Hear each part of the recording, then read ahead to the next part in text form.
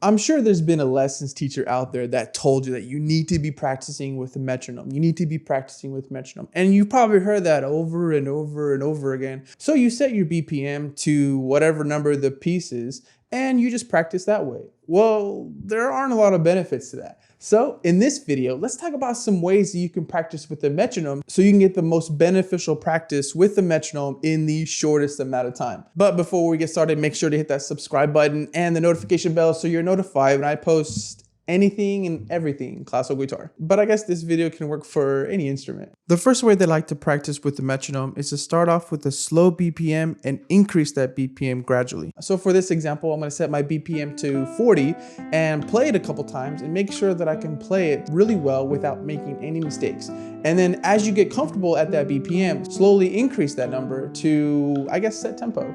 Now it's probably even better to play at a higher tempo than recommended for the piece. So whenever you slow it down, it'll be a lot easier. Now, most of the time I like to increase the BPM in increments of 5, especially if I'm kind of comfortable with the piece or I've played it before. But if you are working in a hard section of the piece or like the whole piece is hard, I guess, you can definitely increase your BPM by 1 if you have to. No shame in that.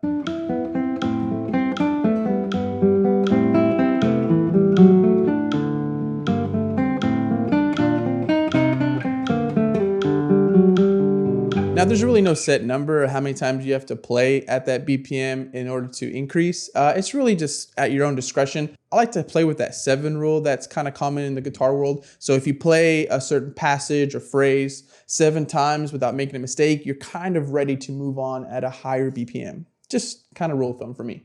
Now with this method, I also like to incorporate speed bursts into my practice. Now, if you haven't seen my video on speed bursts, I'll have it linked in the description below and the card thing. All right, and the second way I like to practice with the metronome is to set a really low BPM. And I mean as slow as you can get it. Now my metronome that I use only goes to 20, which is fine. And play a click for every note.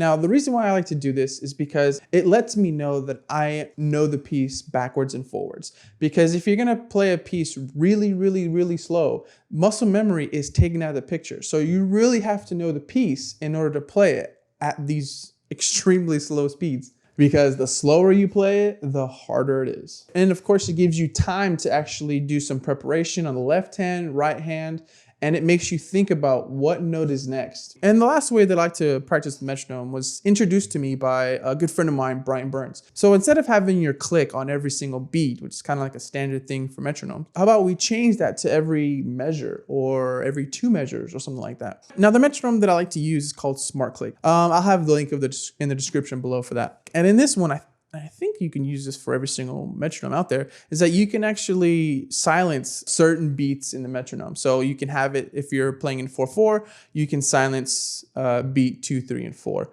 Or whatever pattern you want to use. So instead of having a click for every beat, I like to change the metronome settings to make it so the click will happen every measure or maybe even every 2 measures, depending on how you want to practice it. Now, this is a great way to practice that push and pull that's really desired in music, but still also keep your rhythm. Now, this way of practicing is by no means easy at all. It is very difficult to kind of mess around with the rhythm a little bit, but also stay in time.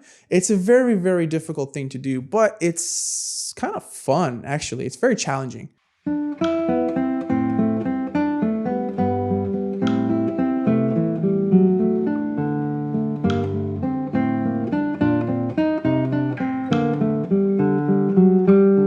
All right, so if we take this jig piece as an example, which is in compound 6/8 time signature, but for the metronome, I'm gonna set it to 60 BPM in a 4/4 time signature.